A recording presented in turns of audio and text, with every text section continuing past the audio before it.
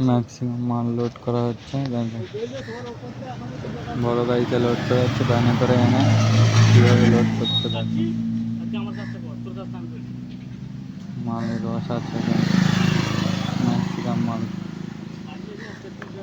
এইভাবে ভ্যানে করে এনে গাড়িতে খালি করা হয়,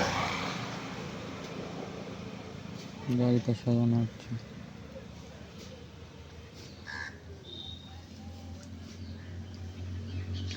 এই যে ম্যাক্সিমাম মাল আছে, এই যে এরকম কাজ